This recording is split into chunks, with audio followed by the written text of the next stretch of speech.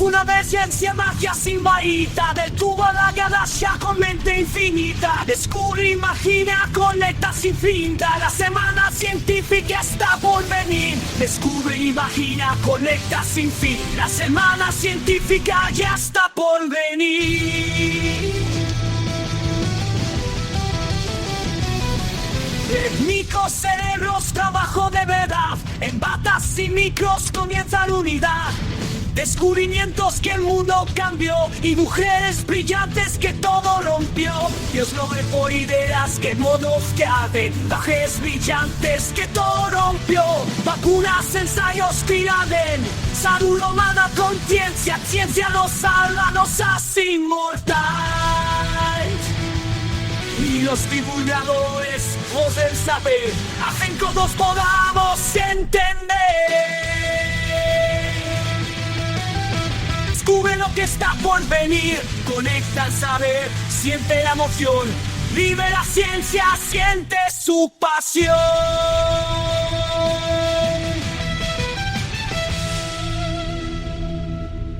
Hola, bienvenidos y bienvenidas a la Semana de la Ciencia, el primer congreso online 100% en YouTube creado por AMU Neuroscience and Biology. Toma asiento, porque comenzamos con el tercer día de congreso Érase una vez la ciencia. Tercer episodio, Érase una vez las mujeres científicas. Recibamos con un fuerte aplauso a AMU. Buenas a todos, bienvenidos y bienvenidas un día más al congreso de Érase una vez la ciencia. Y concretamente hoy vamos a dedicar el día a Érase una vez las mujeres científicas. Es decir, que hoy nuestro día de congreso lo vamos a dedicar literalmente a las mujeres científicas. Y concretamente vamos a hablar de mujeres científicas porque, aquellos que me sigáis desde hace un tiempo sabéis que me suele gustar darles cada vez más visibilidad a las mujeres que ha habido a lo largo de la ciencia. Por un lado porque han sido pioneras en muchos casos y sobre todo y especialmente porque han sido un poco invisibilizadas, por no decir mucho, a lo largo de la historia. Cuantísimas mujeres no han sido reconocidas en su trabajo, no han aparecido en un artículo científico, no han recibido los premios que merecían o incluso no han tenido el espacio, ¿no?, en la historia de la ciencia y sobre todo en los libros que hablaban de científicos ilustres. Cada vez, por suerte, eso se ha ido reduciendo más, pero es cierto que las mujeres científicas antes no tenían quizás esa visibilidad que por suerte tienen hoy, ni tampoco eran tan abundantes como lo son a día de hoy. Así que, pues el día dedicado a ellas yo creo que está más que justificado y, sobre todo, porque vamos a intentar hablar de mujeres de antes y de ahora también, ¿no? Un poco para poder dar ese homenaje, esas historias de muchísimas mujeres científicas para que las podamos conocer y conocer también un poco a lo que se tuvieron que enfrentar y por tanto valorar quizás un poquito más lo que tenemos hoy en día. Así que nada, pues vamos a ir empezando. ¿Queréis conocer a las ponentes y ponentes también masculinos de hoy? Pues vamos a empezar nada más y nada menos que por Azucena Martín, quien nos viene a descubrir las mujeres científicas de la historia de la ciencia almeriense, ojo, cuidado, con nombre de mujer, ¿vale? Os lo va a contar, os va a hablar de un montón de mujeres, una barbaridad. Felicia Ramona, que ya participó en Mujeres que Inspiran, viene hoy a contarnos la historia de Ana Aslan, quien fue pionera en geriatría y en gerontología. Otra mujer científica de la que nos viene a hablar en este caso Jesús Messiaen, es decir, nuestro queridísimo Paleo Sanji, que nos viene a descubrir a Edelred Bennett, una mujer extraordinariamente importante en el mundo científico. Nuestra queridísima Cristina Aranda nos viene a hablar de diversas mujeres científicas y nos pregunta si conocemos alguna. Espero que al final de este vídeo aprendáis sobre muchas de ellas. Elisa Farías nos viene a hablar después de mujeres infradetectadas en autismo, TDAH y altas capacidades, una parte muy interesante y yo creo que se engloba dentro de lo que sería un poco las mujeres científicas y quizás muy al hilo de por qué muchas veces las mujeres no han sido tan visibilizadas y que todavía tenemos un lastre que suplir en esa parte, incluso detectadas con cuestiones neurocientíficas, ¿no? Y neurodivergentes. Después vendrá María del Carmen Outomuro, que nos viene a hablar de la maravillosísima Lynn Margulis y la teoría endosimbiótica, que si no lo conocéis, desde luego hoy lo vais a descubrir. Después vendrá como penúltima ponente Sara Rubisco, quien habla de Evelyn Fix, la creadora del algoritmo de Machine Learning KNN. Muy, muy interesante. Quedaros hasta el final porque es mucho lo que te vais a descubrir hoy. Y en último lugar estaré yo misma, Amu, contándoos cómo se valora o cómo se puede ver un poco el tema de mujeres en ciencia, y concretamente os quiero hablar un poquito de Priscilla White, una mujer que sin duda deberíais de conocer. Así que no te muevas, que empezamos. Comenzamos el día de hoy con Azucena Martín, que nos viene a hablar y nos viene a descubrir a las maravillosas mujeres científicas de la historia de la ciencia almeriense, de Almería, de una zona del sur de España que está en Andalucía y que es súper bonita, así que si no habéis estado nunca, ir a verla. Y concretamente nos viene a hablar pues eso, de la historia de la ciencia almeriense con nombre de mujer. Así que vais a descubrir a un montón de científicas y os pido por ello un fuertísimo aplauso para Azucena Martín.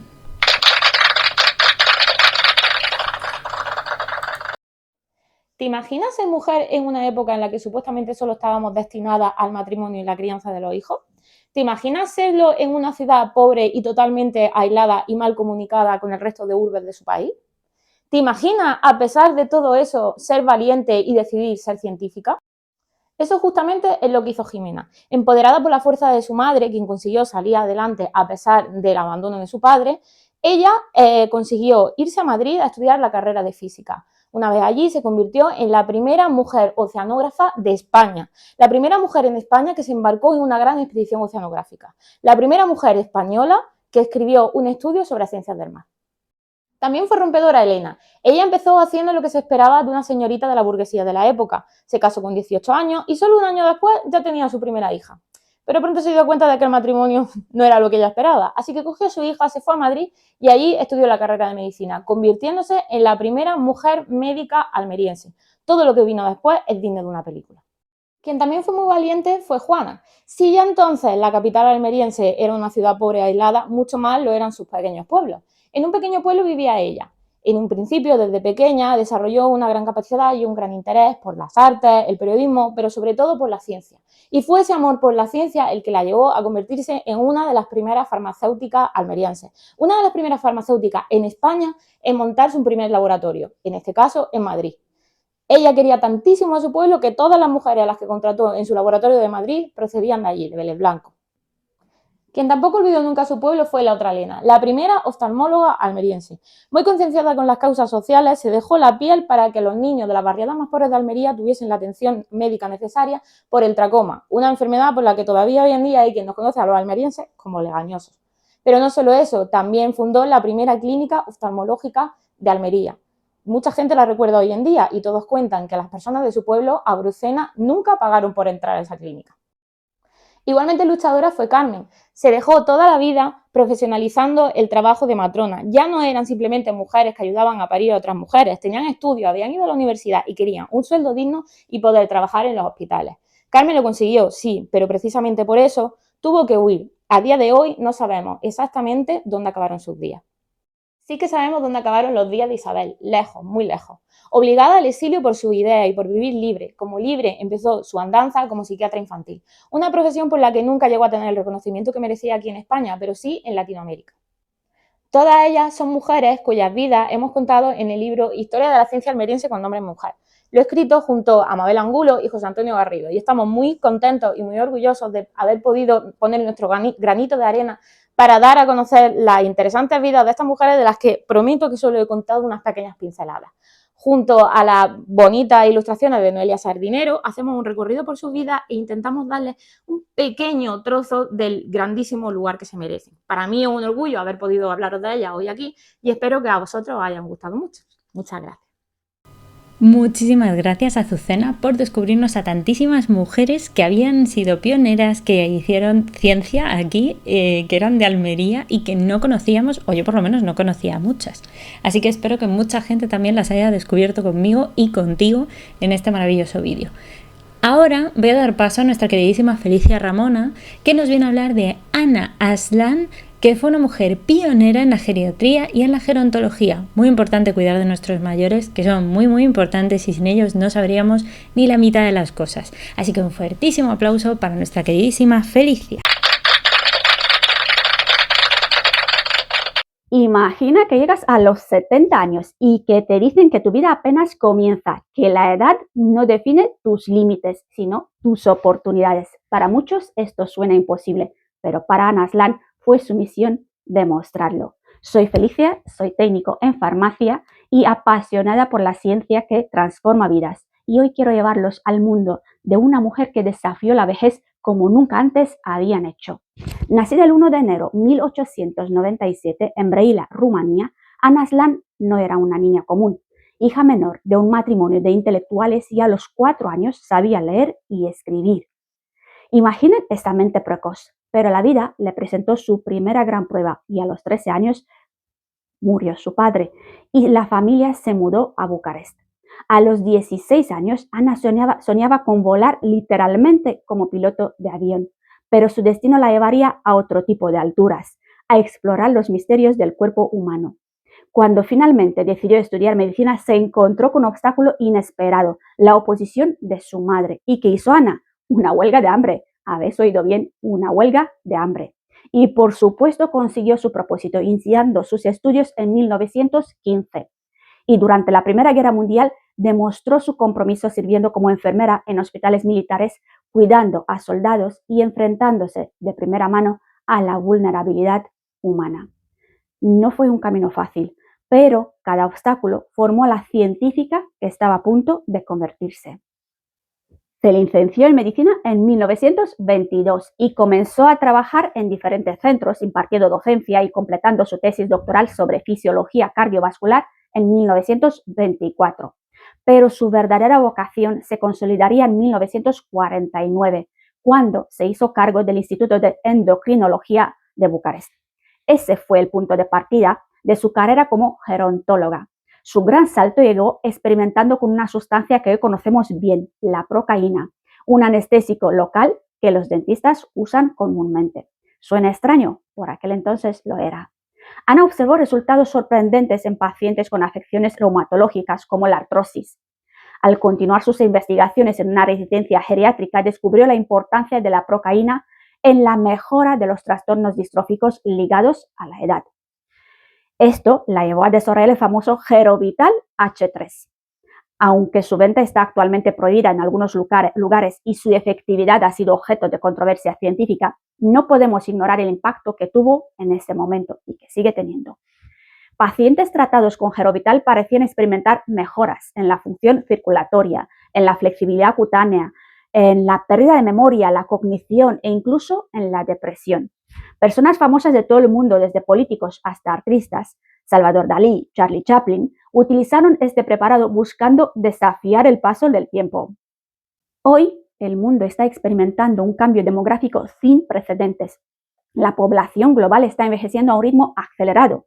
Y aquí es donde la visión de Ana Aslan cobra una relevancia extraordinaria, porque ¿de qué sirve aumentar la cantidad de años de vida si esos años no están llenos de calidad? El enfoque integral que Ana Aslan promovió hace décadas sigue siendo profundamente relevante hoy. Se reconoce que envejecer no significa simplemente dejar de ser joven, sino una etapa en la que debemos buscar oportunidades para mejorar nuestra calidad de vida física, mental y social. No se trata solo de añadir años a la vida, sino de añadir vida a los años. Y ella entendía en los años 50 que la esperanza de vida aumentaría. Su objetivo era claro: retardar el proceso de envejecimiento, previniendo la invalidez y la aparición de enfermedades. Quería que consideráramos la vejez como el periodo más sabio de nuestra creatividad, una etapa que debemos vivir con la alegría de estar sanos y activos en la familia y en la sociedad. La Ana Aslan International Foundation, creada en el año 2000 en Bucarest, continúa su legado. Esta fundación se dedica a la excelencia en la medicina de la longevidad y muy importante, la prevención del envejecimiento cerebral. Nos recuerda que el estrés de la vida moderna puede dañar nuestro cerebro mucho antes de lo que pensamos, provocando un envejecimiento cerebral temprano. Y es aquí donde la visión holística de Anna Aslan resuena. Investigan, educan y desarrollan servicios médicos preventivos y personalizados, buscando diagnósticos tempranos para que las personas puedan tomar decisiones y prevenir el envejecimiento cerebral, viviendo así una vida más feliz y saludable. Anna Aslan falleció en 1988 a los 91 años, pero su legado no solo sigue presente en la geriatría moderna, sino que sus investigaciones son la base para muchas instituciones y proyectos dedicados al cuidado de las personas mayores. Gracias a su trabajo, la geriatría ha logrado cambiar la perspectiva sobre los adultos mayores, viéndolos como individuos capaces de llevar una vida plena y saludable. Su visión nos invita a reflexionar. El envejecimiento saludable significa ser independiente, vivir nuestra vida de acuerdo con nuestros deseos y nuestro corazón. Los avances tecnológicos y científicos de hoy en día nos apoyan plenamente en esta visión. Tenemos la capacidad de hacer un diagnóstico temprano de la degeneración cognitiva, de entender los factores de riesgo y de tomar medidas preventivas desde edades tempranas. La elección es nuestra. Podemos optar por envejecer de forma saludable e independiente o aceptar pasivamente los problemas. Anna Aslan nos enseñó que no tenemos que aceptar la vejez como un declive. Nos mostró que podemos luchar contra el envejecimiento no solo para extender la cantidad de nuestros días, sino la calidad. Así que la próxima vez que piensen en envejecer, recuerden a Anna Aslan, la mujer que desafió lo establecido, que luchó por sus sueños y que nos dejó un legado que sigue vivo. Ella nos sigue recordando que la vejez puede ser un periodo de sabiduría, de creatividad y de plenitud. Está en nuestras manos tener una vejez activa, independiente y llena de vida. Muchas gracias. Muchísimas gracias, Felicia, por tu charla y por descubrirnos a la maravillosísima Anna Aslan. Qué importante fue esta mujer y cuantísimas cosas podremos haber aprendido hoy con ella y de ella. Y ahora vamos a dejar paso a Jesús Messiaen, que nos viene a descubrir a una mujer sin lugar a dudas muy interesante, a la cual yo no conocía hasta que no vi el vídeo, que se llama Edeldet Bennett. Así que os voy a dejar con Paleo Sanji para que os hable sobre ella, porque sin duda es una mujer a la que todos deberíamos de conocer. Un fuertísimo aplauso para él.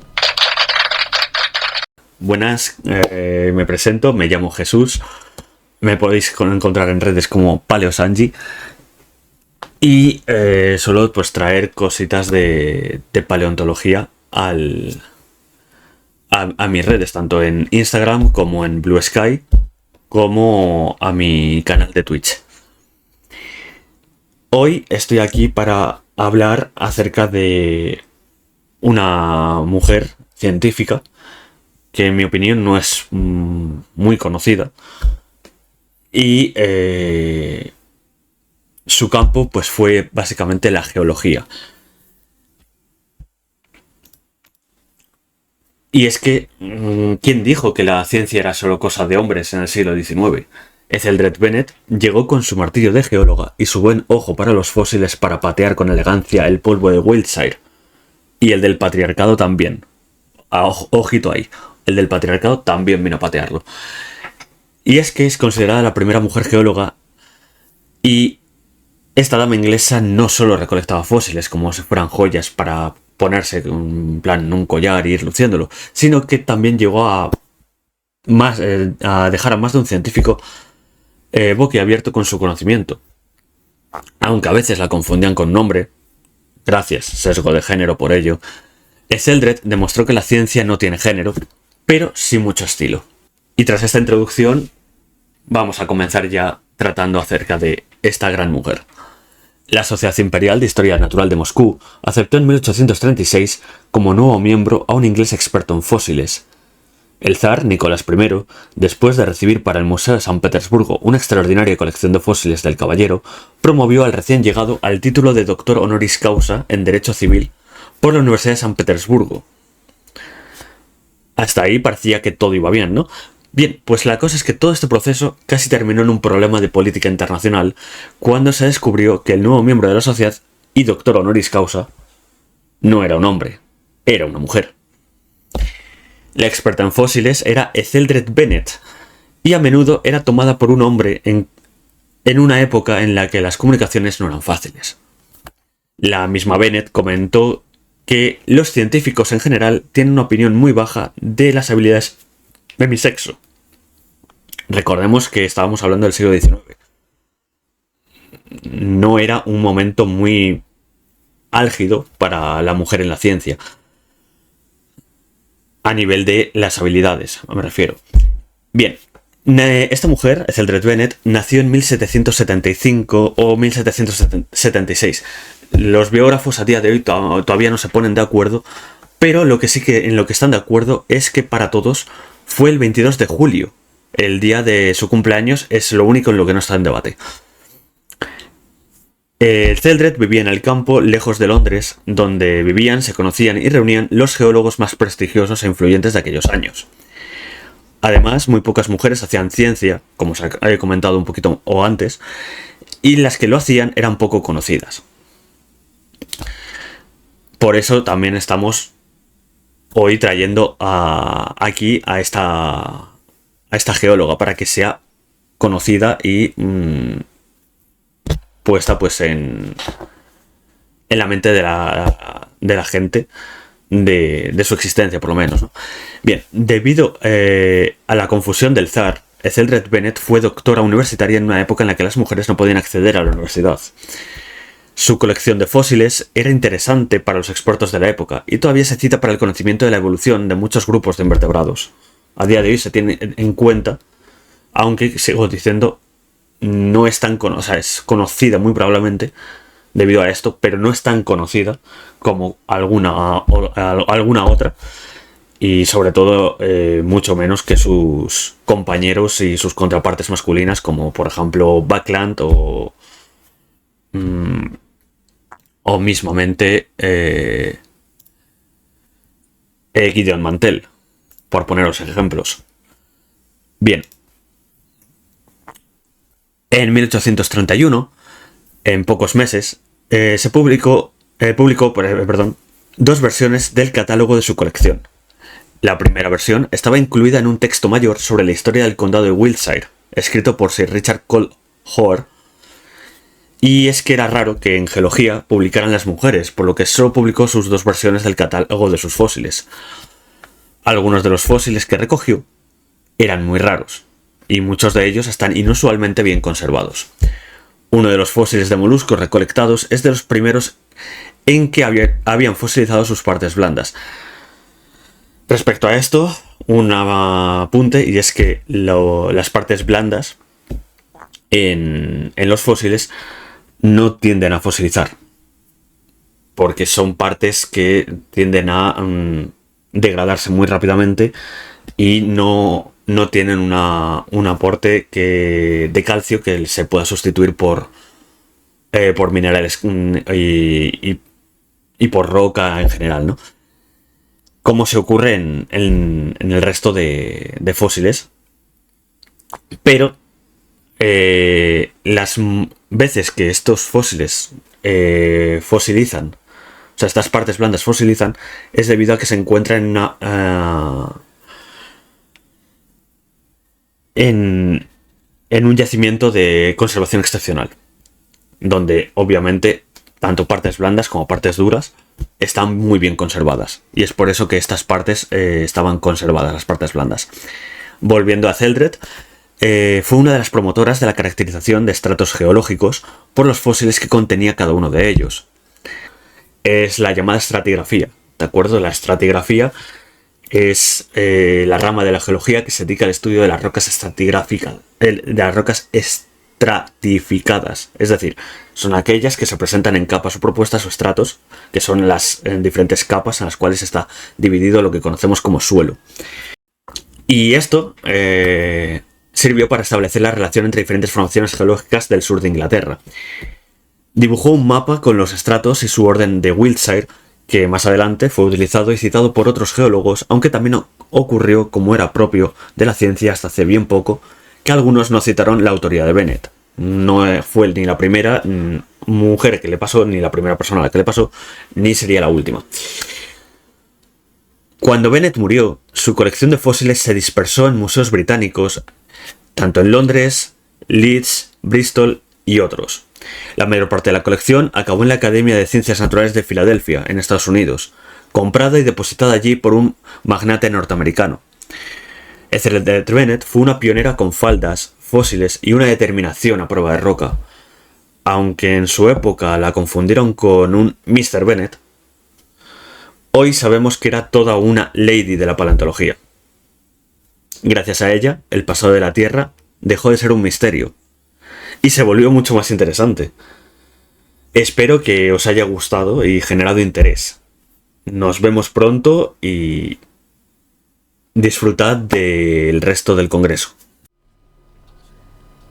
Muchas gracias, Paleosanji, nuestro queridísimo Jesús Messián, por enseñarnos quién era Elizabeth Bennett, una mujer sin duda a la que habría que haber conocido mucho antes de este vídeo, pero si no lo habíamos hecho hasta entonces no pasa nada, para eso es este día del congreso.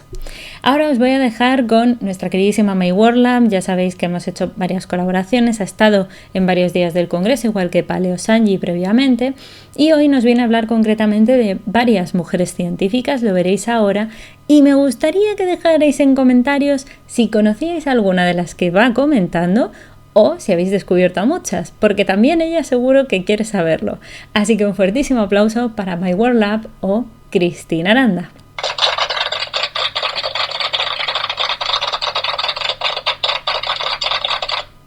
Buenos días, buenas tardes a todos. Aquí un día más en el Congreso de la Semana de la Ciencia. Un día más quiero decirle que muchísimas gracias, Ana, por participar esta cosita, este congreso tan guay, por dejarme participar. Y nada, hoy vamos a hablar de las mujeres científicas. Y quería empezar, ¿no?, haciendo una pregunta. ¿Sabes qué se celebra el 11 de febrero? Pausa silenciosa. Pues te lo cuento. El 11 de febrero es el Día Internacional de la Mujer y la Niña en la Ciencia. Es una fecha que proclamó la ONU en 2015 con un objetivo, súper fundamental, que es visibilizar el papel de las mujeres en la ciencia y fomentar que más niñas y jóvenes pues elijan las carreras científicas y tecnológicas. Y hoy yo estoy aquí para hablaros de qué mujeres hicieron historia, pero también quiero hacer una pequeña reflexión de lo que hemos ganado, lo que nos queda todavía por ganar. Y antes de empezar, vamos a empezar, cómo llegué yo a la ciencia, porque al final cada uno tenemos nuestra propia historia, ¿no? Así que vamos allá. ¿Quién soy yo? Bueno, pues si no me conocéis, yo soy Cristina Aranda, más conocida como My World Lab en redes. Y nada, ¿cómo llegué yo a la ciencia? Pues mira, desde pequeñita siempre me encantó la ciencia. Destacaba en letras, no destacaba en ciencias, pero en mi pasión y mi corazón siempre estuvo ligada a la ciencia. Y bueno, siempre lo tuve muy claro y siempre hice posible, ¿no?, con esfuerzo y constancia, llegar pues a donde estoy hoy en día, con todo el transcurso y todo mi trayectoria que ha hecho ser quien soy ahora, a ser técnico de laboratorio, ayudante de investigación en la Universidad Pablo de Olavide en Sevilla. Así que bueno, yo, como veis ahí, como siempre, en todos los fregados metía, ¿no?, como se suele decir. Vale. Y lo que yo quería deciros, o sea, hemos dicho que el 11 de febrero se celebra este día. Se buscó un día en el calendario que no coincidiera con otro evento científico, ¿no?, para que se le diera su importancia y su identidad y no se eclipsara por otras celebraciones. Y ese día existe, ¿por qué? Porque queremos que las niñas sientan la curiosidad por la ciencia, que se atrevan a perseguirla sin miedo, sin ningún tipo de estereotipo, ¿no?, ni falta de oportunidades. La realidad hoy en día, ¿vale? Por eso he dicho que vamos a una reflexión de retos antes de hablar de mujeres científicas, que solo 3 de cada 10 investigadores en el mundo son mujeres, a día de hoy, ¿no?, de 2025.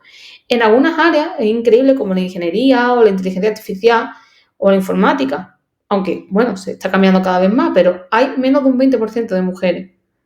Y aunque los laboratorios también, que es lo que a mí me llena, hay muchas mujeres, pocas llegan a puestos de dirección o investigación avanzada. Es muy fuerte, ¿no? Bueno, he puesto en resumidas cuentas un poco, ¿no?, del reto que sigue existiendo a día de hoy.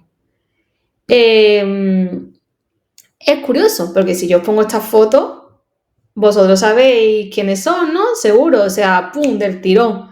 Seguro que sabéis quiénes sois. Vamos, es que no, ni os lo voy a decir porque seguro que lo sabéis. Y ahora, mujeres que hicieron historia, ¿sabrías hacerme alguna? Porque yo del tirón ya sé decirlo. Marie Curie, Margarita Sala, vaya, mil y una más se me ocurren. No os quiero hacer un poco spoiler, pero es increíble, ¿no? Como del tirón nos sale 200.000 seguro que chicos investigadores o chicos que han repuntado, ¿no? Y chicas nos cuesta un pelín más, incluso si le preguntamos a la generación joven, le va a costar decirnos hoy en día eso, y es increíble. Y como anécdota, solo 25 mujeres han ganado el Nobel Ciencia, frente a más de 600 hombres. O sea, increíble. Así que nada, con esta pequeña introducción así, dejando, ¿no?, chispinillas de información, vamos a adentrarnos en lo que hemos venido, ¿no?, a hablar de mujeres científicas. Así que vamos allá. Pues mira, así del tirón os presento a Rosalind Franklin y Margarita Salas. ¿Vale? Rosalind Franklin, del tirón, a mí se me ocurre, fotografía 51, que fue la clave para descubrir la estructura del ADN. Que, spoiler, el reconocimiento se lo llevaron otros. Putadón. Así que bueno, Rosalind Franklin, para resumidas cuentas, porque la vida de esta señora es increíble y magnífica, os animo a que leáis sobre ello. Ella nació en 1920 y murió en 1958. Y ella fue una científica británica que, como he comentado ya, pues fue crucial en el descubrimiento de la estructura del ADN. Ella desde pequeña pues mostró un gran interés por la ciencia y estudió química en una época muy difícil donde pocas mujeres se dedicaban a la investigación. Ella, en la década de 1950, mientras trabajaba en el King's College de Londres, utilizó una técnica llamada la difracción de los rayos X, que es fotografiar la estructura del ADN, que ahora os enseñaré a continuación, que es la famosa fotografía que, bueno, pues fue clave para que entender la estructura del ADN que tuviera pues los doble hélices. ¿Por qué he dicho que su reconocimiento se lo llevaron otras personas? Porque James Watson y Francis Crick pues son quienes usaron su trabajo para desarrollar su modelo del ADN y ellos ganaron el premio Nobel en 1962 sin darle crédito, que eso es ahí el pecado monumental a Rosalind Franklin. Y ella pues falleció súper joven, a los 37 años, debido a un cáncer. Claro, posiblemente por la exposición de tanto tiempo de la radiación que ella sometió con sus experimentos. Y bueno, hoy es reconocida, ¿no?, a nivel mundial como pionera en la genética y una de las mujeres más influyentes. Hostia, ha dejado un legado súper épico y aparte que, ¿no?, un símbolo de mujeres que algunos logros fueron ignorados, ¿no? Incluso hoy en día existe becas y premios en su honor para mujeres científicas. Acabamos con Rosalind Franklin, pues a la derecha tenemos a Margarita Salas, una científica española que descubrió la ADN polimerasa PHI-29, que hoy en día se usa en los laboratorios de todo el mundo. Ella pues nació en 1938, murió en 2019 y revolucionó la genética molecular. Ella nació en Asturias, desde joven pues también sintió una pasión por la ciencia, lo que le llevó pues, a estudiar en la Universidad Complutense de Madrid y fue discípula de Severo Ochoa y ella pues Severo Ochoa, el premio Nobel español, y trabajó junto a su marido, Eladio Viñuela, en importantes investigaciones. Ella también, la pobre mía, pues se tuvo un poco, ¿no?, que apoyar en figuras de hombres científicas. Su mayor logro, como he dicho anteriormente, fue el ADN polimerasa PHI-29, una enzima que, si no la conocéis, pues permite amplificar el ADN de forma rápida y eficiente, algo fundamental para la biotecnología y la medicina forense. Y claro, gracias a ese descubrimiento, pues España obtuvo su primera patente biotecnológica rentable, que generó pues millones de euros en beneficio. Y ella, pues, Margarita Salas, siempre fue una firme defensora del papel de la mujer a la ciencia, luchando por la igualdad y enfrentándose pues incluso a prejuicios. Y su legado pues es imborrable. Y nada, ella fue, como anécdota, pues la primera mujer en ingresar a la Real Academia de Ciencias de España. Así que súper importante también su papel.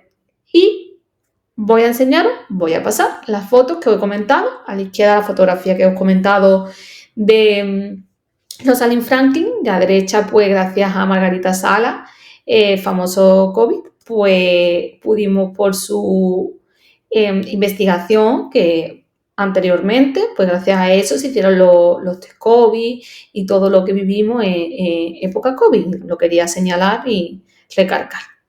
Bueno, y vamos con más mujeres científicas. ¿Conocías a estas? Pues aquí te las muestro. Son Jane Goodall, Vera Rubin y Emmy Noether. Mi pronunciación a lo mejor no puede ser perfecta, pero lo hago desde el cariño.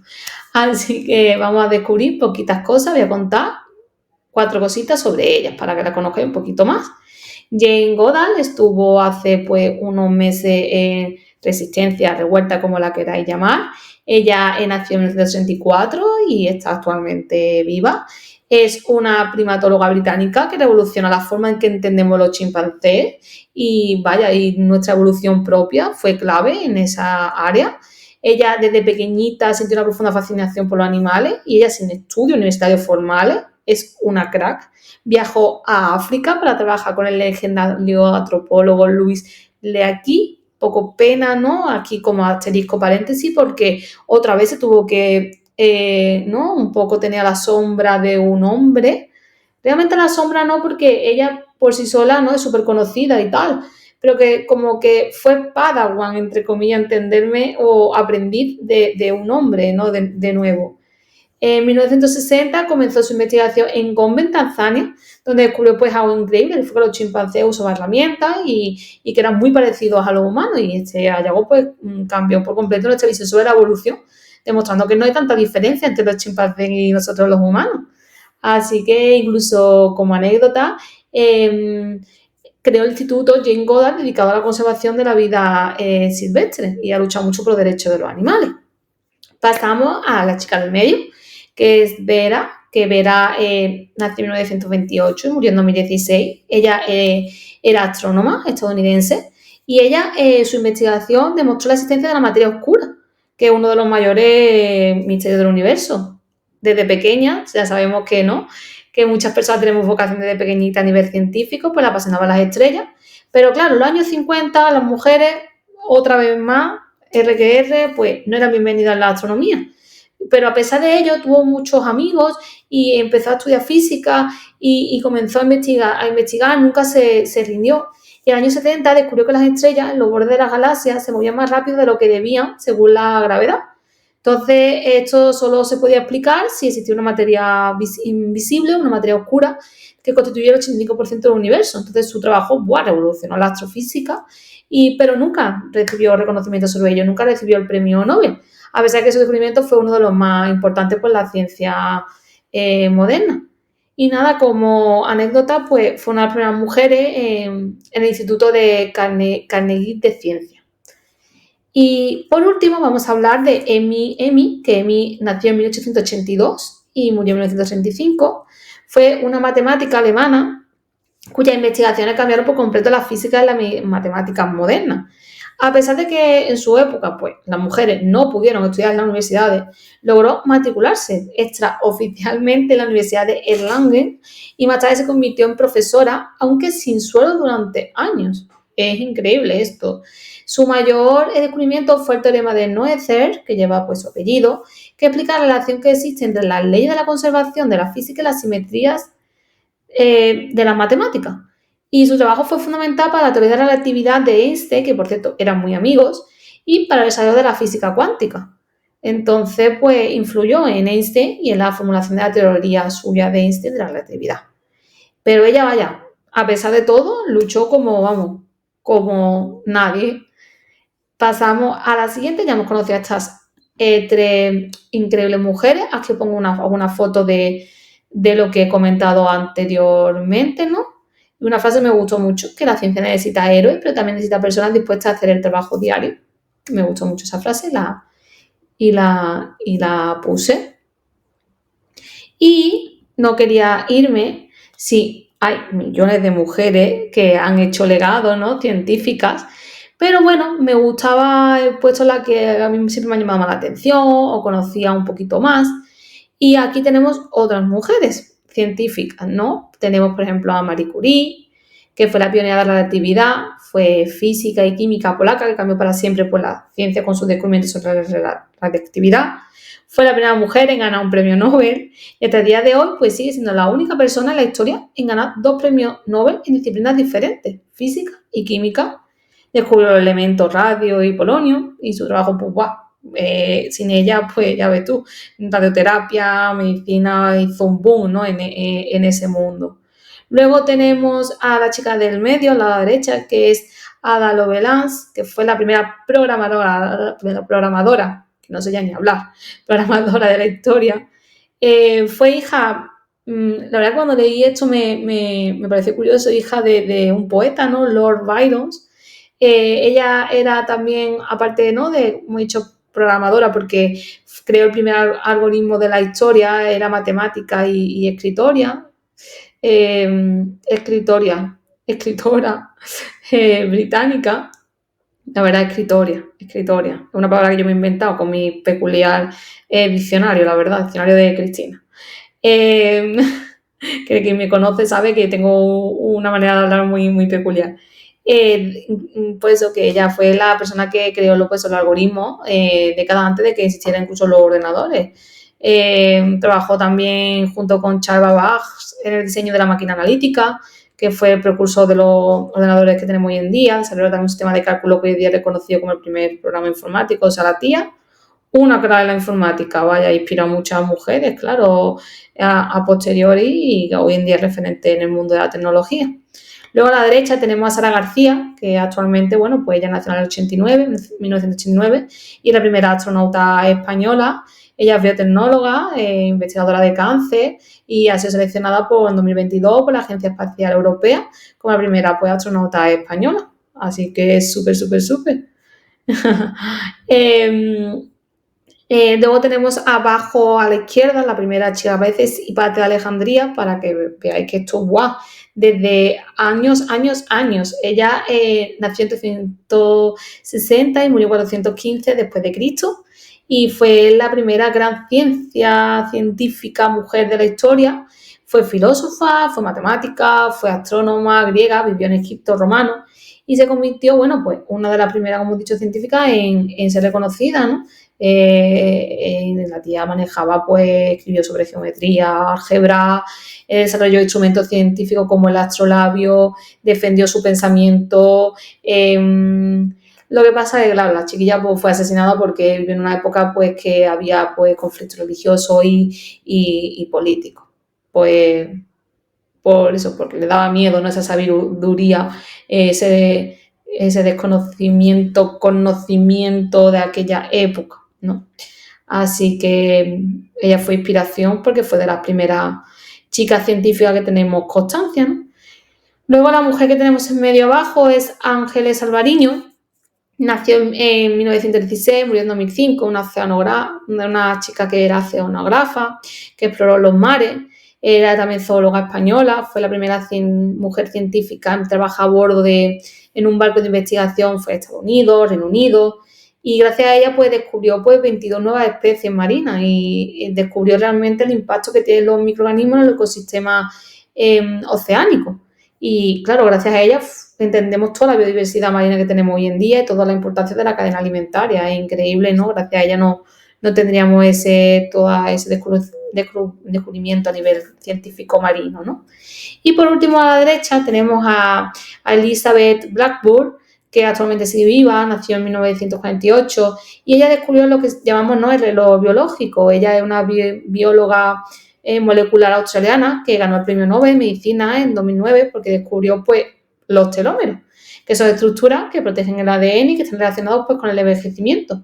Gracias a ella, pues, ya sabéis, o sea, ¡buah!, increíble, ¿no? Entender cómo las células envejecen y que los telómeros pueden influir en enfermedades como el cáncer, ¿no? Y ella, pues, a día de hoy, pues, defensora, ¡buah!, mega defensora de la ética en la investigación científica y estudió el cáncer y la longevidad. Así que nada, os presento ya por último la bibliografía, siempre es fundamental, ¿no?, donde sacamos nuestras fuentes. súper importante, y os recomiendo que echéis un vistazo siempre a la página del 11 de febrero, ¿no? Para que estéis informados de todas las actualizaciones de este mundillo. Y nada, ya sabéis que muchísimas gracias por todo. La ciencia no tiene género, pero la historia sí. Está en nuestra mano poder cambiarlo. Seamos científicos, no seamos científicos, seamos mujeres, no seamos mujeres. Cada uno es dueño de su propia historia y de dejar un legado. Y nada, os dejo aquí mis páginas web, correo, mi red principal LinkedIn, para que si tenéis alguna duda podéis preguntarme, charlar conmigo, siempre estoy abierta, ya lo sabéis, a cualquier interacción con vosotros. Y una vez más, muchísimas gracias, Ana, por este congreso tan guay, de verdad que es genial y que deberíamos de hacer más cosas como esta para entre nosotros informarnos y dar a conocer. Y espero que os haya gustado muchísimo las mujeres científicas que he escogido. La verdad que se me hizo difícil porque, aunque no lo creáis, hay mujeres y cada vez más, por suerte. Y de verdad, desde aquí hago un llamamiento para que os informéis de todas las mujeres que han hecho historia a lo largo de los años, porque es increíble, como todo en la vida. Somos personas, da igual el género, y todos somos capaces de hacer soñar y de dejar una huella. Un abrazo. Muchísimas gracias, Cris, por descubrirnos a tantísimas mujeres científicas, de las cuales algunas a lo mejor las conocía alguien, pero estoy segura de que muchos no. Así que, ya sabéis, en comentarios podéis irlo dejando, y si conocéis a otras que no hayamos comentado en este vídeo, también es momento para dejarlas abajo en comentarios y que las descubramos juntos. Ahora bien, os traigo a una mujer extraordinaria en sí misma, que también empieza y rompe el melón hoy, pero la veréis más adelante. No os digo todavía los días, ya lo descubriréis, pero Elisa Farías nos viene a hablar nada más y nada menos que de cómo hay muchas mujeres infradetectadas en el autismo, en el TDAH y en altas capacidades, y yo creo que viene muy al hilo de lo que ocurrió con muchas mujeres científicas y el famoso efecto Matilda, así que os pido un fuertísimo aplauso para ella y su maravillosa charla. Hola, ¿qué tal? Les saludo Elisa Farías desde México. Hoy estoy muy contenta de estar aquí. Felicito a AMU Neuroscience por esta increíble Semana de la Ciencia, donde he sido elegida para poder participar con un tema que me apasiona porque lo he vivido. Y veo la necesidad que hay de hablar de esto. En Érase una vez las mujeres en la ciencia, hoy vamos a hablar de por qué las niñas y mujeres estamos infradiagnosticadas o infradetectadas en autismo, en TDAH, que es trastorno por déficit de atención e hiperactividad, y o en altas capacidades intelectuales, así como su relación de la neurodiversidad con el trastorno de estrés postraumático, y aunado a eso, cómo afecta el abuso sexual infantil. Pues muchas gracias por escucharnos. Hoy más que nunca, ustedes lo saben, la neurociencia ha avanzado los últimos 25 años como nunca antes lo había hecho. Y aún no terminamos de entender el cerebro. Y es ahí donde yo creo que todavía falta que muchas mujeres lleguemos a investigar nuestro mismo cuerpo, nuestra misma condición y nuestro mismo género. ¿Por qué? Porque hoy en día los síntomas que vivimos, la presentación con la que vivimos algunas mujeres neurodivergentes, muchos especialistas lo pasan por alto, porque no son los síntomas comunes que son en un niño o en un hombre. Por eso muchas mujeres enmascaramos, hacemos un mayor masking y tenemos mayor tendencia a esta forma como de sensorialmente y con un alto coste emocional y mental. Y bueno, hoy les quiero platicar desde mi experiencia propia cómo mi vida a lo largo de tantos años sin saber que era neurodivergente, siempre yo quería ser esa mujer que entendiera sus propias preguntas que siempre tuvo desde niña. Porque desde niña lo que más me gustaba siempre era enfocarme. Me hubiera encantado que me enfocaran, ¿no?, en esos talentos natos que yo tenía, que eran siempre ver cómo crecía un frijolito adentro de un frasquito con algodón mojado y cómo germinaba un arbolito. Y a mí me encantaba decir, wow, de un arbolito hay vida y como de una semillita puede haber vida. Entonces siempre me encantaba conocer la raíz de las estrellas, la raíz de todo, siempre me encantaba buscarlo. Y entonces desde niña quería conocer la raíz de las estrellas, de la luna. Y como mi papá es médico, gracias a Dios, yo siempre quise ser como él, siempre quise ser médico. Pero por mis dificultades de aprendizaje, por mi torpeza motriz y por muchas cosas más que me hacían creer que yo no podía o que era tonto, que tenía una baja autoestima, yo dije, no, ser médico solo es para hombres.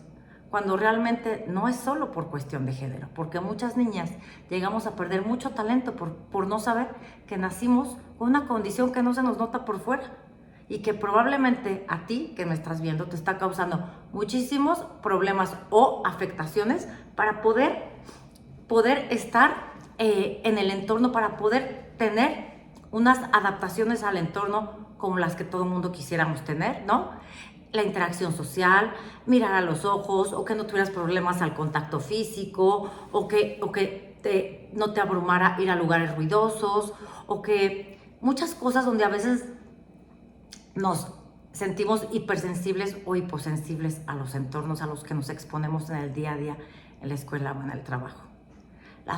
La última evidencia científica indica que apenas en el 2008 se empezó a hablar del TDAH, que es el trastorno por déficit de atención e hiperactividad en los adultos. Es el avance más grande del siglo, como me lo dijo el doctor Ramos Quiroga en Barcelona la última vez que estuve con él.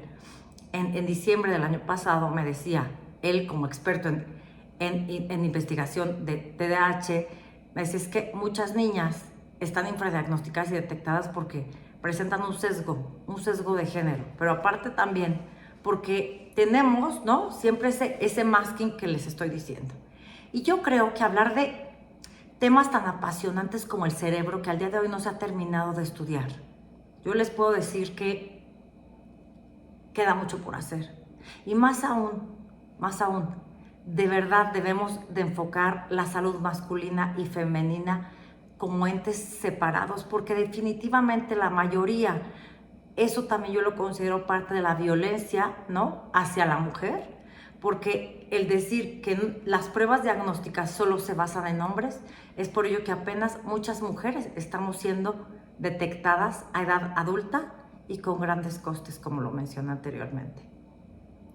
Al día de hoy está comprobado más que nunca que el trastorno de estrés postraumático también somos más propensas las niñas y mujeres a vivir con trastorno de estrés postraumático debido a que a estos factores en la infancia o en la adolescencia, ¿no?, que detonaron en nosotros ciertos traumas.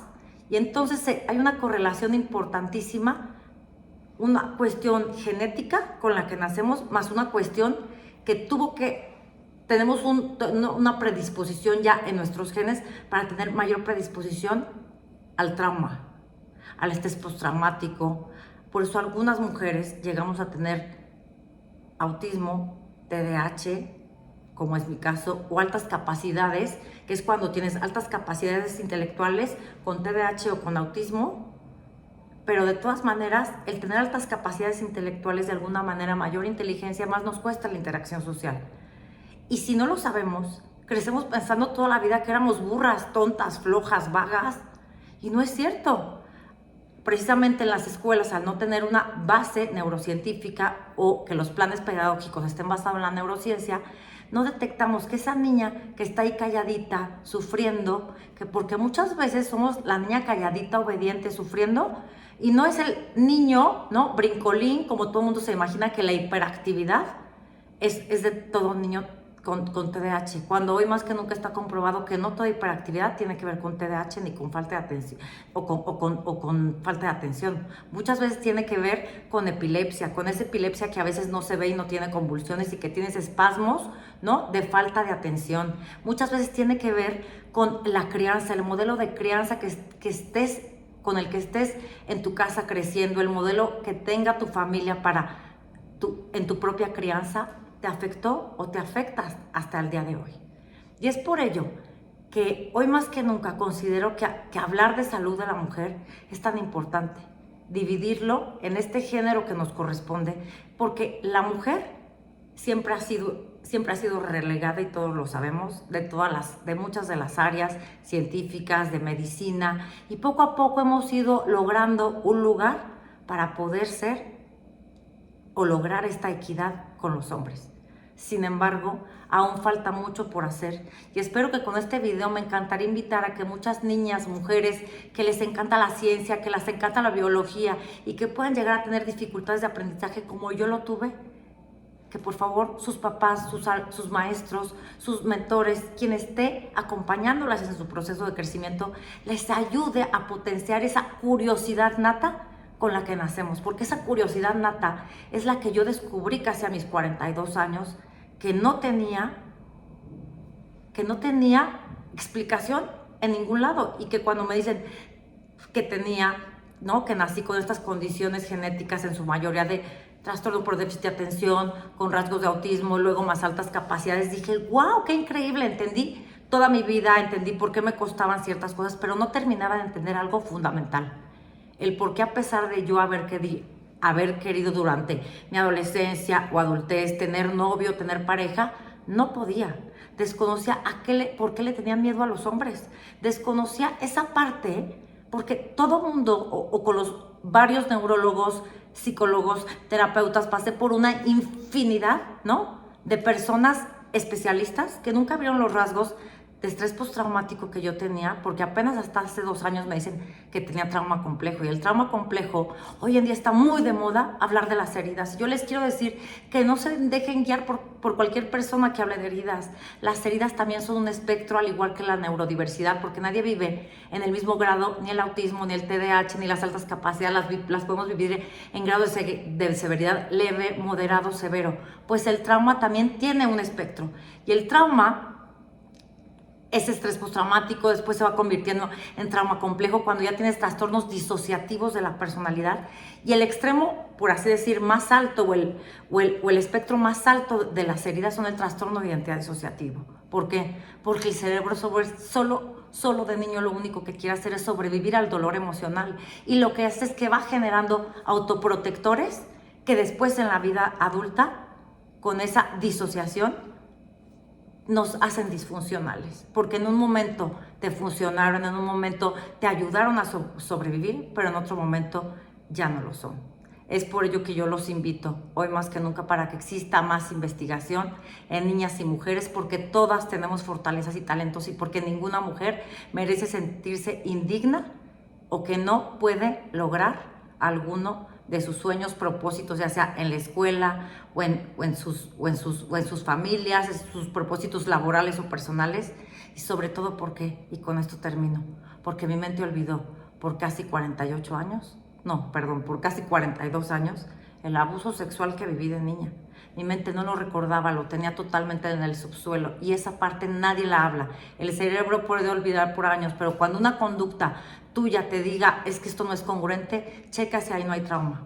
Y checa de los expertos como Bessel van der Kolk, como Gabor Mate, como algunos otros, Peter Levine, algunos otros que son hoy en día referencias en estrés postraumático. Les mando un abrazo, y con todo mi corazón deseo que cada niña y mujer florezca en este mundo como cada uno lo merecemos. Un abrazo. Muchísimas gracias a Elisa, que nos ha descubierto un tema súper interesante del que yo creo que sin lugar a dudas hay que hablar, así que muchísimas gracias. Además pone, yo creo, en visibilidad, ¿no?, este tema del autismo, el TDAH, altas capacidades y otras neurodivergencias, que sin lugar a dudas es verdad que creo que todavía estamos descubriendo mucho sobre ellas, y en concreto las mujeres ya sabéis que no hemos sido las más estudiadas a lo largo de la ciencia en muchos casos, así que creo que tenemos todavía mucho que descubrir, y gracias a mujeres científicas y a mujeres divulgadoras como Elisa, pues lo vamos cada vez conociendo más. Así que, pues he dicho, muchísimas gracias por la charla, y ahora os pido un fuertísimo aplauso y una fuertísima bienvenida para nuestra queridísima María del Carmen Outomuro, que nos viene a hablar nada más y nada menos que de una mujer también extraordinaria, la maravillosísima Lynn Margulis, con la cual descubrimos la teoría endosimbiótica, que nos voy a contar yo qué es. que nos lo va a contar nuestra queridísima María del Carmen, y por ello os pido un fuertísimo aplauso para ella. Hola, soy Mari. Puedes encontrarme como microbiológica en varias redes sociales, donde hago divulgación sobre microbiología. Y en este vídeo os voy a hablar de una gran ídola para mí, de Lynn Margulis. Lynn Margulis nació en 1938 en Estados Unidos y dedicó toda su vida a la microbiología, a la biología evolutiva, a la enseñanza y a la divulgación científica hasta que murió en 2011.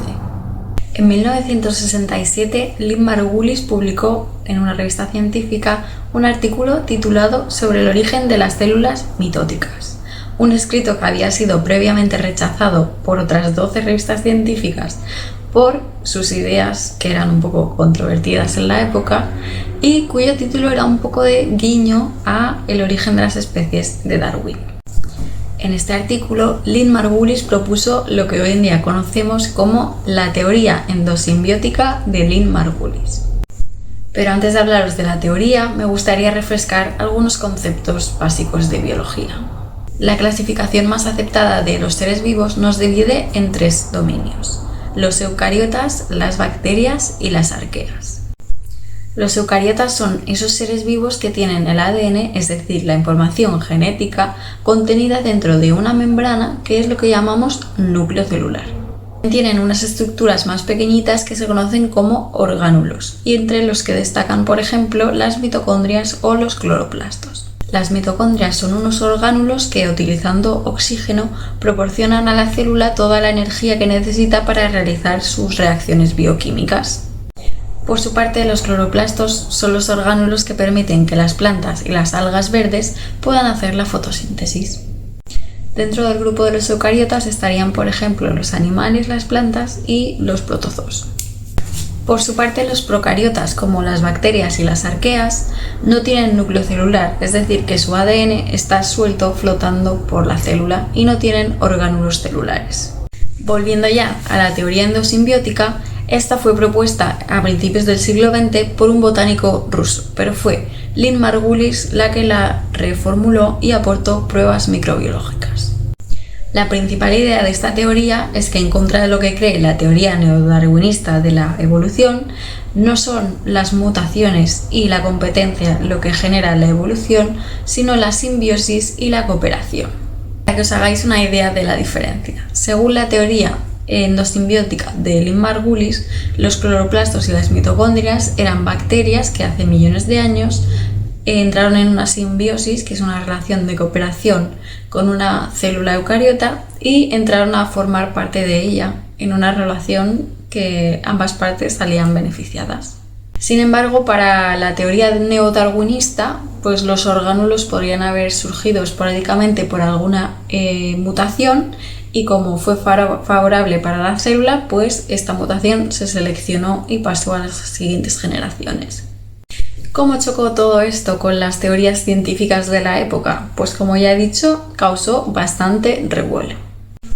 Muchos científicos criticaron a Lynn Margulis y no aceptaron su teoría, probablemente por ser mujer y por tener unas ideas tan diferentes a lo que pensaba la mayoría en la época. Sin embargo, ella siguió firme y convencida de que su hipótesis era correcta y que podía demostrarlo. Lo más innovador de la teoría endosimbiótica de Lynn Margulis es que proponía que las células eucariotas habían nacido de la unión de una arquea y de una bacteria, mientras que en la época el paso de las células procariotas a las eucariotas era como un vacío misterioso que nadie sabía explicar. Los puntos de la teoría endosimbiótica que están más aceptados por la comunidad científica hoy en día son que las mitocondrias y los cloroplastos fueron bacterias, y hay diferentes pruebas que confirman esta hipótesis. Por un lado, tenemos que el tamaño de los cloroplastos y de las mitocondrias es bastante parecido al tamaño real de una bacteria, y además que dentro de estos orgánulos encontramos ADN en forma circular como el de las bacterias y que es totalmente independiente al ADN de la célula eucariota. También sucede que tanto las mitocondrias como los cloroplastos tienen una doble envuelta, una doble membrana, que es lo que suele pasar cuando una célula se mete dentro de otra. Y además tenemos que los mitocondrias y los cloroplastos se multiplican igual que las bacterias y que son capaces de producir sus propias proteínas. También tenemos un ejemplo alucinante en la naturaleza que para muchas personas es un ejemplo actual de la teoría endosimbiótica. Athena arenicola es un protista a medio camino entre los protozoos y las algas. Su ciclo vital consta de dos partes. En una se desarrolla como un protozoo y lo que hace es alimentarse depredando a las demás células que se va encontrando por ahí. Pero si fagocita una alga unicelular, su comportamiento cambia del todo y se vuelve fotosintético. Hoy en día, al contrario que en el momento de su publicación, la teoría endosimbiótica de Lynn Margulis ha conseguido convencer a la mayoría de científicos y científicas evolutivos. Y está considerada realmente la teoría más probable de la aparición de los orgánulos celulares de las células eucariotas. Todo esto gracias a la persistencia de Lynn Margulis, que no se rindió a pesar de que le rechazaron el artículo en 12 revistas y lo siguió enviando y siguió haciendo divulgación de su teoría. Para despedirnos de ella me gustaría acabar con una frase extraída de una entrevista que le hicieron en 2011, una de sus últimas entrevistas. Le preguntaron: ¿no se cansa de que digan que sus ideas son controvertidas? A lo que ella respondió: yo no creo que mis ideas sean controvertidas, yo creo que son correctas. Muchísimas gracias, María del Carmen, por esta charla y por descubrir a mucha gente quién es Lynn Margulis, que quizás no la conocíais, pero es una persona muy importante, sobre todo los biólogos la adoramos, yo me incluyo. Así que muchas gracias a Lynn Margulis y por supuesto a María del Carmen por venir a contarnos su historia. Y ahora os voy a dejar con otra mujer maravillosa que se llama Sara Robisco y ella os viene a hablar nada más y nada menos que de una mujer impresionante, se llama Evelyn Fiske y gracias a ella tenemos la creación del algoritmo del Machine Learning KNN, que para aquellos que seáis un poquito del mundillo sabréis qué es, para los que no, no os preocupéis que Sara os lo explica, pero sin lugar a dudas tenemos una historia fascinante por delante. Así que un fuertísimo aplauso para Sara Robisco.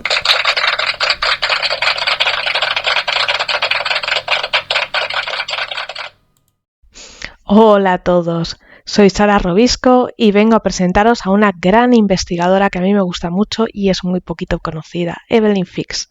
A ella le debemos uno de los algoritmos de aprendizaje automático más famosos y usados, KNN, también conocido como K vecinos más cercanos o en inglés K nearest neighbors. Este algoritmo lo usamos hoy en día en sistemas de recomendación sencillitos, en reconocimiento de patrones, extracción de datos, predicciones en el mercado financiero, en ciberseguridad detectando intrusos en redes de comunicaciones y un largo etcétera. Como ejemplos pues, de sistemas de recomendación pues, en muchas tiendas. Vamos a ver que nos aparecen productos recomendados a partir de aquello que hemos comprado o que hemos estado mirando, ¿no? O películas, las recomendaciones de películas que vemos en muchas aplicaciones son realizadas con este algoritmo. Pero claro, ¿quién era Evelyn Fiske? Que hoy en día, por desgracia, pues si nos preguntan por ella, muchos de nosotros diríamos, pues no suena, ¿no?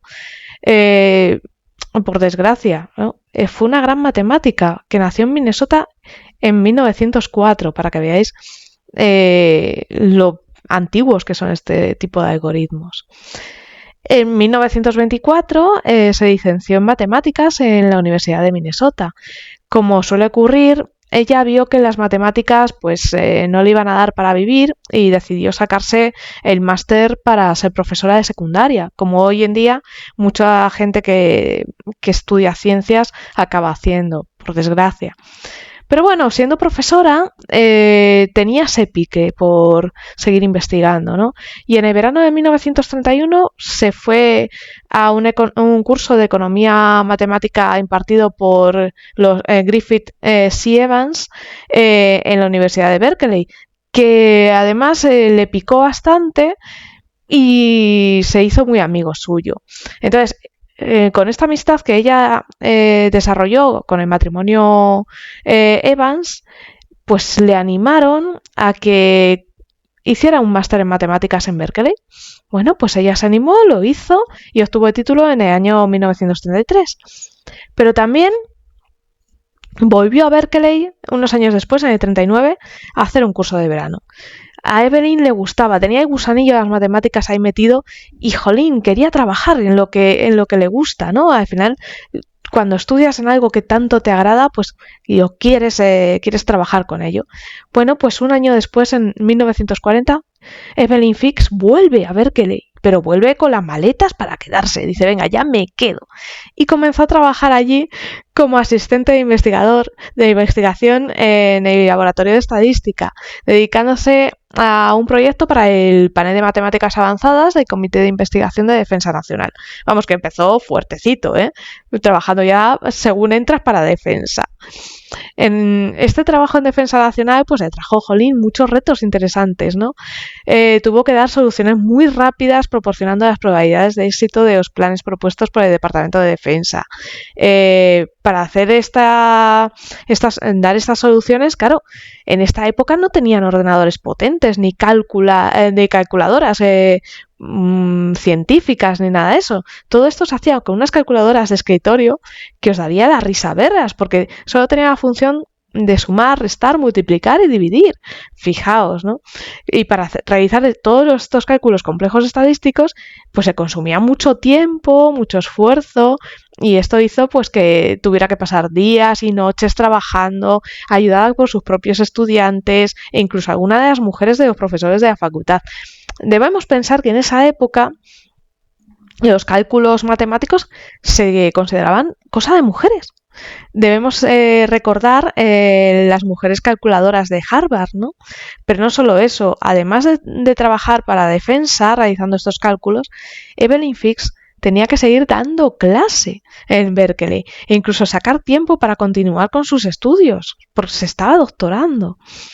En 1948 terminó su tesis y la entregó, tuvo su título de doctorado y gracias a este doctorado obtuvo un puesto en la facultad.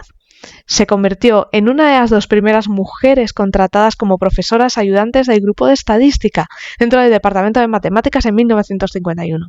Para que veáis la importancia de esta mujer, que fue una pionera en muchos aspectos. Años después, en 1963, obtuvo la plaza de profesora titular de estadística, participando en esta época en la organización del Laboratorio de Estadística y del Departamento de Estadística de la Universidad de Berkeley.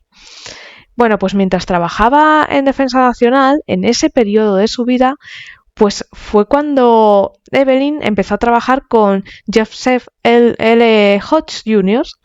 y ambos se dedicaron codo con codo a hacer problemas de análisis discriminante. ¿Qué es el análisis discriminante? Pues es crear un modelo predictivo para determinar la pertenencia de un elemento a un grupo.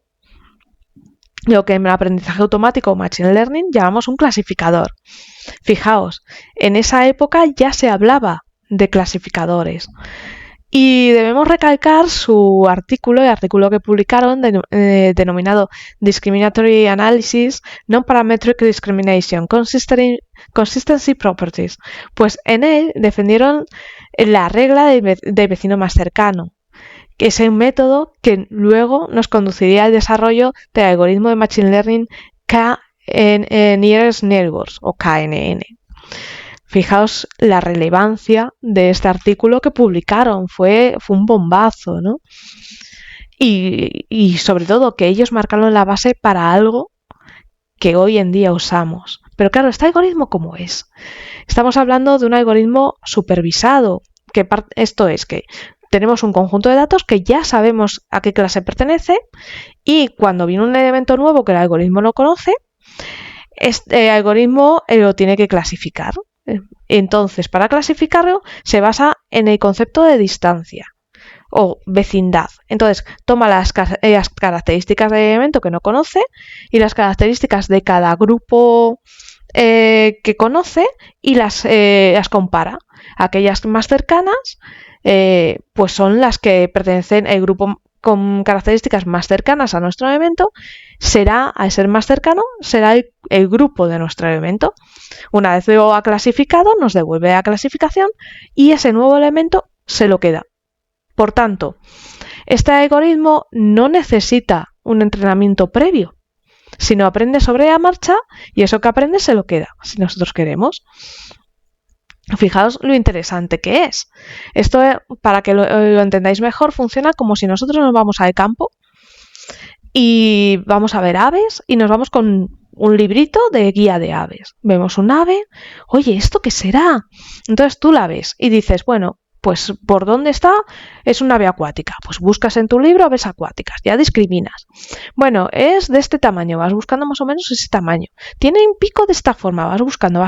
Entonces vas buscando características hasta llegar a la especie de ese ave que tú estás viendo. Pues justo así funciona este algoritmo, para que veáis lo sencillito que es. Y vamos ahora con una curiosidad. Y es que este método fue publicado en 1951 en un informe para la Escuela de Medicina de Aviación de la USAF en Texas. Y estuvo clasificado por el Departamento de Defensa de los Estados Unidos, siendo desclasificado en 1970, para que veáis la relevancia de este algoritmo. Bueno, espero que os haya gustado y gracias por verme y escucharme. Un saludo muy, muy fuerte, un besito. Hola a todos, soy Sara Robisco y vengo a presentaros a una gran investigadora que a mí me gusta mucho y es muy poquito conocida, Evelyn Fix. A ella le debemos uno de los algoritmos de aprendizaje automático más famosos y usados, KNN, también conocido como K vecinos más cercanos o en inglés K nearest neighbors. Este algoritmo lo usamos hoy en día en sistemas de recomendación sencillitos, en reconocimiento de patrones, extracción de datos, predicciones en el mercado financiero, en ciberseguridad detectando intrusos en redes de comunicaciones y un largo etcétera. Como ejemplos pues, de sistemas de recomendación pues, en muchas tiendas. Vamos a ver que nos aparecen productos recomendados a partir de aquello que hemos comprado o que hemos estado mirando, ¿no? O películas, las recomendaciones de películas que vemos en muchas aplicaciones son realizadas con este algoritmo. Pero claro, ¿quién era Evelyn Fix? Que hoy en día, por desgracia, pues si nos preguntan por ella, muchos de nosotros diríamos, pues no suena, ¿no? Por desgracia, ¿no? Fue una gran matemática que nació en Minnesota en 1904, para que veáis lo antiguos que son este tipo de algoritmos. En 1924 se licenció en matemáticas en la Universidad de Minnesota. Como suele ocurrir, ella vio que las matemáticas pues, no le iban a dar para vivir y decidió sacarse el máster para ser profesora de secundaria, como hoy en día mucha gente que estudia ciencias acaba haciendo, por desgracia. Pero bueno, siendo profesora, tenía ese pique por seguir investigando, ¿no? Y en el verano de 1931 se fue a un curso de economía matemática impartido por los Griffith C. Evans en la Universidad de Berkeley, que además le picó bastante y se hizo muy amigo suyo. Entonces, con esta amistad que ella desarrolló con el matrimonio Evans, pues le animaron a que hiciera un máster en matemáticas en Berkeley. Bueno, pues ella se animó, lo hizo y obtuvo el título en el año 1933. Pero también volvió a Berkeley unos años después, en el 39, a hacer un curso de verano. A Evelyn le gustaba, tenía el gusanillo de las matemáticas ahí metido y, jolín, quería trabajar en lo que le gusta, ¿no? Al final, cuando estudias en algo que tanto te agrada, pues quieres trabajar con ello. Bueno, pues un año después, en 1940, Evelyn Fix vuelve a Berkeley, pero vuelve con las maletas para quedarse. Dice, venga, ya me quedo. Y comenzó a trabajar allí como asistente de investigación en el laboratorio de estadística, dedicándose a un proyecto para el panel de matemáticas avanzadas del Comité de Investigación de Defensa Nacional. Vamos, que empezó fuertecito, trabajando ya según entras para defensa. En este trabajo en defensa nacional pues le trajo, jolín, muchos retos interesantes, ¿no? Tuvo que dar soluciones muy rápidas proporcionando las probabilidades de éxito de los planes propuestos por el Departamento de Defensa. para hacer dar estas soluciones, claro, en esta época no tenían ordenadores potentes, ni calculadoras científicas, ni nada de eso. Todo esto se hacía con unas calculadoras de escritorio que os daría la risa verlas, porque solo tenía la función de sumar, restar, multiplicar y dividir. Fijaos, ¿no? Y para realizar todos estos cálculos complejos estadísticos, pues se consumía mucho tiempo, mucho esfuerzo, y esto hizo pues que tuviera que pasar días y noches trabajando, ayudada por sus propios estudiantes e incluso algunas de las mujeres de los profesores de la facultad. Debemos pensar que en esa época los cálculos matemáticos se consideraban cosa de mujeres. Debemos recordar las mujeres calculadoras de Harvard, ¿no? Pero no solo eso, además de trabajar para defensa realizando estos cálculos, Evelyn Fisk tenía que seguir dando clase en Berkeley e incluso sacar tiempo para continuar con sus estudios, porque se estaba doctorando. En 1948 terminó su tesis y la entregó, tuvo su título de doctorado y gracias a este doctorado obtuvo un puesto en la facultad. Se convirtió en una de las 2 primeras mujeres contratadas como profesoras ayudantes del grupo de estadística dentro del Departamento de Matemáticas en 1951. Para que veáis la importancia de esta mujer, que fue una pionera en muchos aspectos. Años después, en 1963, obtuvo la plaza de profesora titular de estadística, participando en esta época en la organización del Laboratorio de Estadística y del Departamento de Estadística de la Universidad de Berkeley. Bueno, pues mientras trabajaba en Defensa Nacional, en ese periodo de su vida, pues fue cuando Evelyn empezó a trabajar con Joseph L. Hodge Jr. y ambos se dedicaron codo con codo a hacer problemas de análisis discriminante. ¿Qué es el análisis discriminante? Pues es crear un modelo predictivo para determinar la pertenencia de un elemento a un grupo. Lo que en el aprendizaje automático o Machine Learning llamamos un clasificador.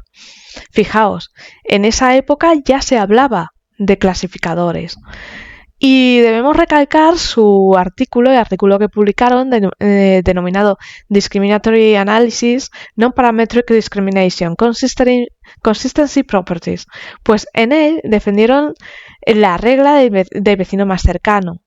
Que es un método que luego nos conduciría al desarrollo del algoritmo de Machine Learning Nearest Neighbors o KNN. Fijaos la relevancia de este artículo que publicaron, fue un bombazo, ¿no? Y sobre todo que ellos marcaron la base para algo que hoy en día usamos. Pero claro, ¿este algoritmo cómo es? Estamos hablando de un algoritmo supervisado, esto es que tenemos un conjunto de datos que ya sabemos a qué clase pertenece y cuando viene un elemento nuevo que el algoritmo no conoce, este algoritmo lo tiene que clasificar. Entonces, para clasificarlo se basa en el concepto de distancia o vecindad. Entonces, toma las características del elemento que no conoce y las características de cada grupo que conoce y las compara. Aquellas más cercanas pues son las que pertenecen al grupo con características más cercanas a nuestro elemento, al ser más cercano, será el grupo de nuestro elemento. Una vez lo ha clasificado, nos devuelve la clasificación y ese nuevo elemento se lo queda. Por tanto, este algoritmo no necesita un entrenamiento previo, sino aprende sobre la marcha y eso que aprende se lo queda, si nosotros queremos.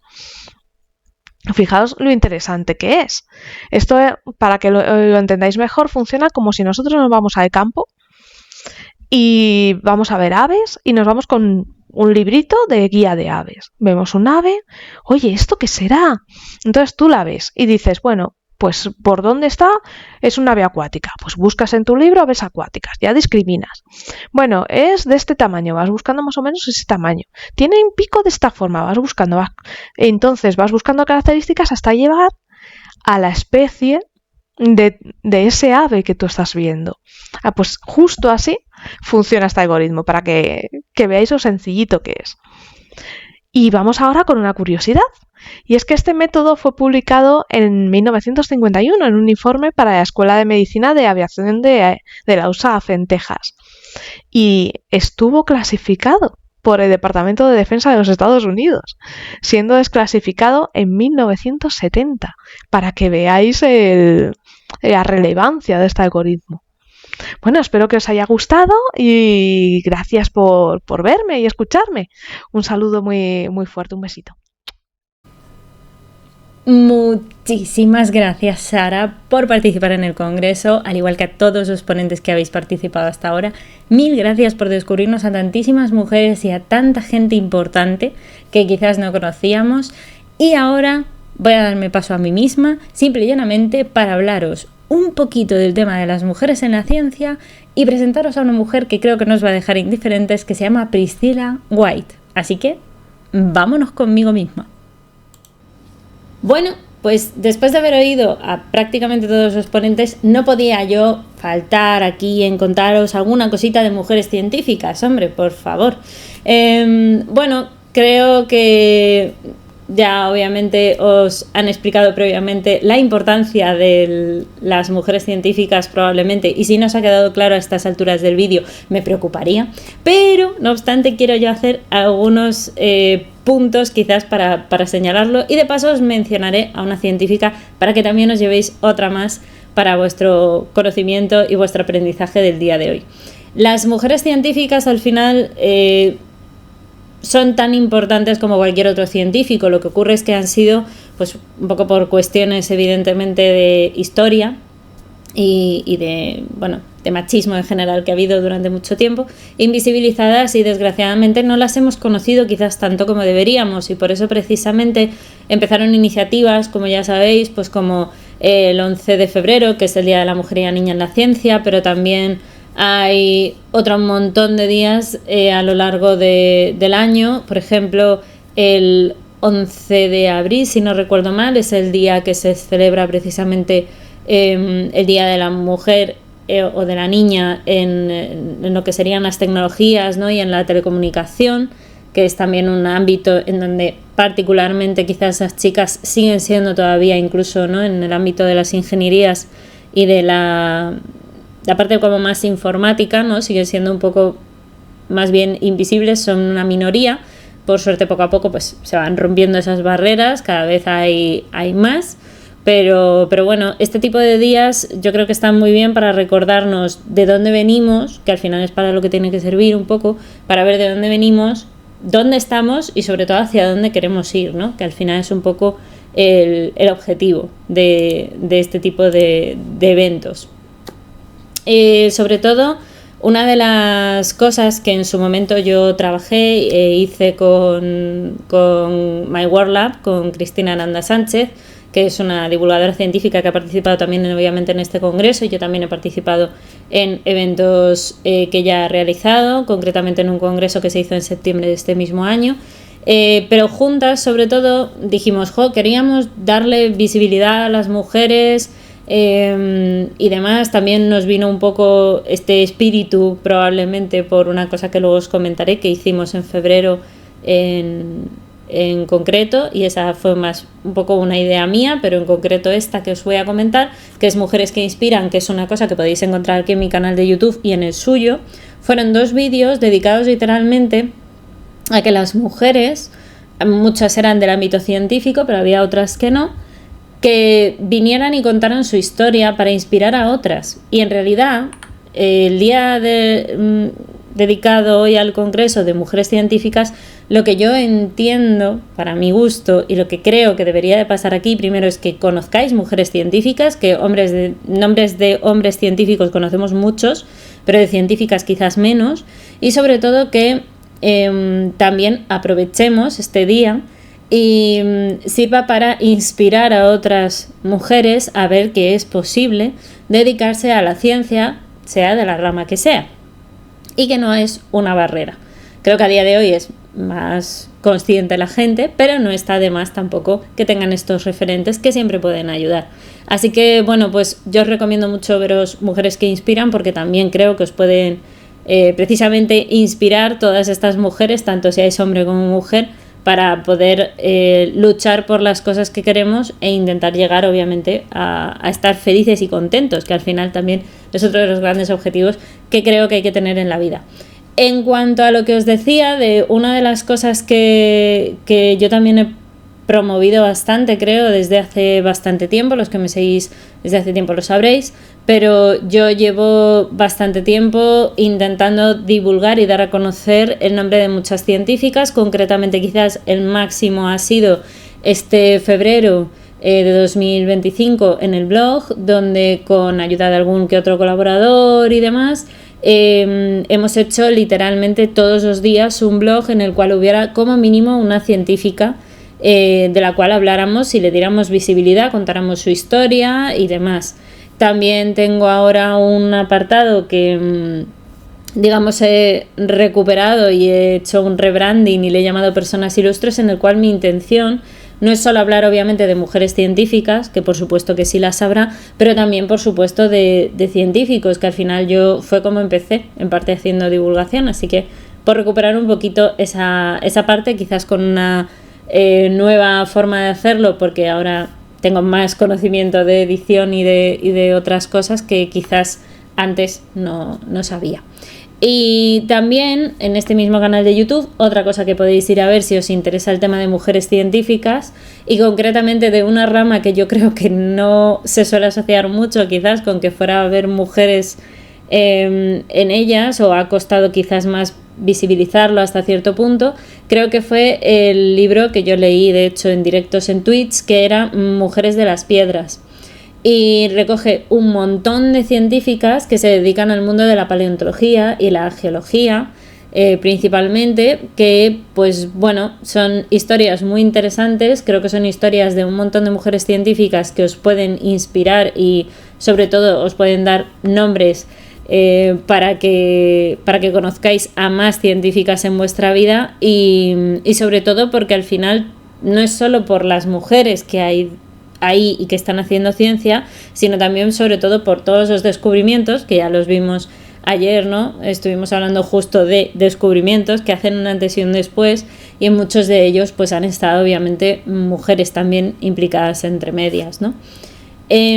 Dicho eso, y no obstante, quiero hablaros precisamente de una mujer, ¿vale? Para poneros un ejemplo práctico, que es nada más y nada menos que la doctora, porque sí, fue doctora, Priscilla White, ¿vale? Priscilla White fue una mujer pionera, de hecho es conocida por ser una mujer muy pionera en el tratamiento concretamente de la diabetes durante el embarazo, o la famosa diabetes gestacional, que es una de las formas de diabetes que dura normalmente solo un periodo de tiempo, normalmente es justo durante el embarazo. Esto ocurre porque a veces pues las madres no llegan a producir suficiente insulina como para cubrir las necesidades del bebé y de la propia madre, y entonces necesitan pues reajuste en la dieta. A veces con una pastilla, como ocurre con la diabetes tipo 2, es suficiente, y otras veces necesitan dosis de insulina. Depende un poco de cada caso, ¿no? Y también ayudó mucho precisamente también esta doctora con la diabetes tipo 1. Entonces, como tal, de hecho ella llegó a ser fundadora de una organización que no sé si os sonará o no el nombre, pero se llama Diabetes Joslin Center, y ella en concreto, esta mujer, Priscilla, realmente es de Estados Unidos, nació en Boston, en Massachusetts, se graduó como tal en el Tufts Medical School, ¿vale? Y luego ya estudió obviamente medicina, en una época en la cual las mujeres no era muy habitual que estudiaran precisamente medicina, pero bueno, ya lo hizo, allá por los años 1924 y demás. Y sobre todo estuvo muy implicada en todo lo que eran los estudios relacionados con diabetes y tal, de los cuales ya os hablé un poquito ayer, de cómo fue un poco todo el tema del descubrimiento de la insulina y demás.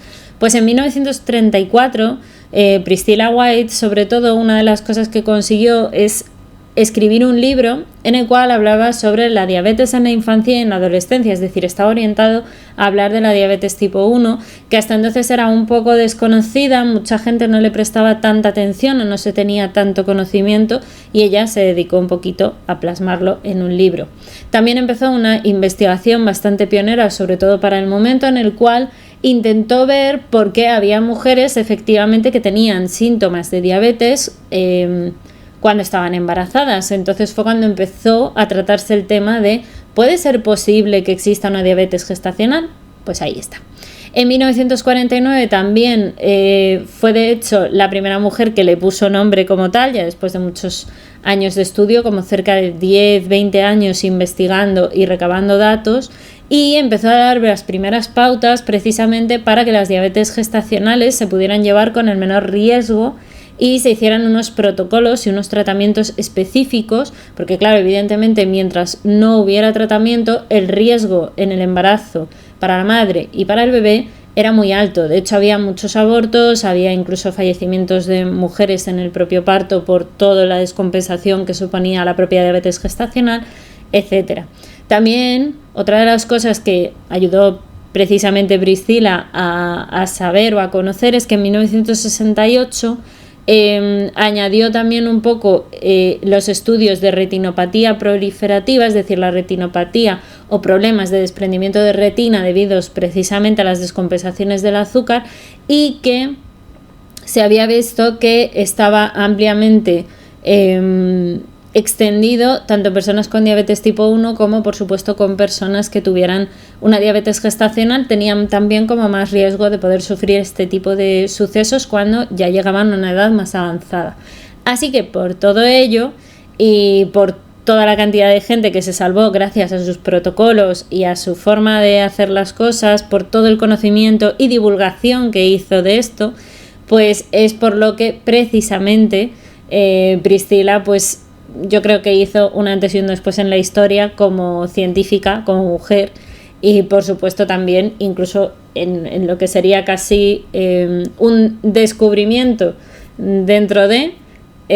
no ganó un Nobel, pero se lo hubiese podido ganar perfectamente. Creo que además también podríamos casi ligarlo al día que ya hablaremos dentro de un par de días de salud humana, y que no dejaba de ser una investigadora, así que también casi podría encajar perfectamente en el primer día, para que veáis que al final todo se puede unificar y se puede contar como tal.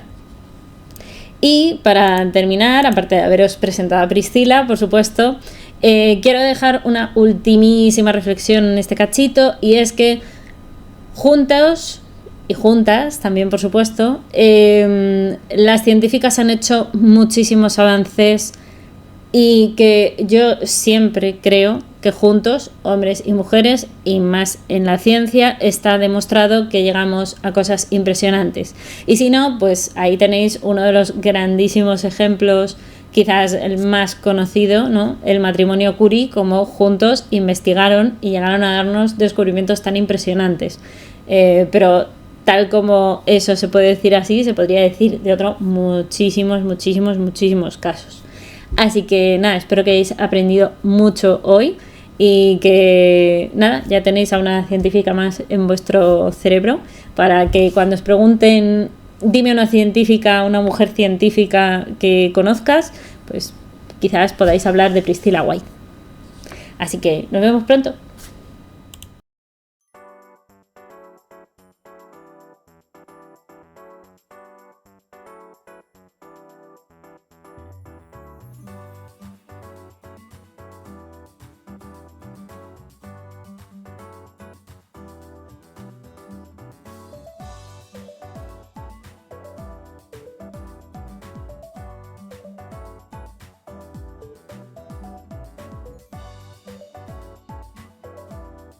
Bueno, pues hasta aquí ha llegado el día de hoy, dedicado a las mujeres científicas, aquellas que nos han podido presentar hoy, que son solo algunas, por supuesto hay muchísimas más, pero sobre todo yo creo que con esto, y al final era el objetivo del día de hoy, era demostrar que la ciencia, pese a lo que se ha contado muchas veces en los libros de historia, no es solo una cosa obviamente de hombres. La historia de la ciencia al final está hecha de hombres y de mujeres extraordinarios y extraordinarias. Las mujeres científicas sobre todo han abierto caminos impresionantes. Creo que hemos corregido, o espero que con este vídeo hayamos aprendido de que existen muchas mujeres, que se hayan corregido de alguna manera un poco esos sesgos que al final yo creo que poco a poco se están derribando, y conocer un poquito más, aparte de obviamente que existen mujeres científicas y sus aportaciones en la ciencia, que al final como todo en la vida, al final que sea más inclusivo, que sea más equitativo, que sea más diverso, que al final aportemos todos, hombres, mujeres, e independientemente de género y de, obviamente, orientaciones sexuales o no, que dan completamente igual. Al final el conocimiento es conocimiento y el amor siempre es bueno en cualquier caso, así que pues el amor a la ciencia, que es una de las cosas que llevó a estas mujeres a, incluso con todo lo que tuvieron en contra, mantenerlo y seguir haciendo la ciencia, pues es una de las muchas cosas que queríamos, o yo por lo menos quería que se quedara reflejada hoy, y agradezco muchísimo a todos los ponentes que nos han contado todas esas historias y nos han descubierto a tantísimas mujeres. Y sobre todo espero que no os hayáis quedado suficientemente saciados, porque mañana, por supuesto, tenemos otro día de congreso, concretamente para esas cositas que a lo mejor no han premiado tanto a las mujeres y que además ha sido una de las cosas más destacadas, quizás es uno de los muchos reconocimientos más conocidos para precisamente premiar, ¿no? Cuando eres brillante en ciencia, que son los premios Nobel. Así que mañana podéis venir y aprender de premios Nobel. Y sobre todo espero que disfrutéis mucho del día de mañana, también que hayáis disfrutado mucho del vídeo de hoy, y por tanto pues que dejéis comentarios, que dejéis el me gusta, que os suscribáis y todas estas cosas. Y nos vemos mañana a la misma hora en este mismo canal a conocer a los premios Nobel. Que la ciencia y la fuerza os acompañe. Hasta mañana.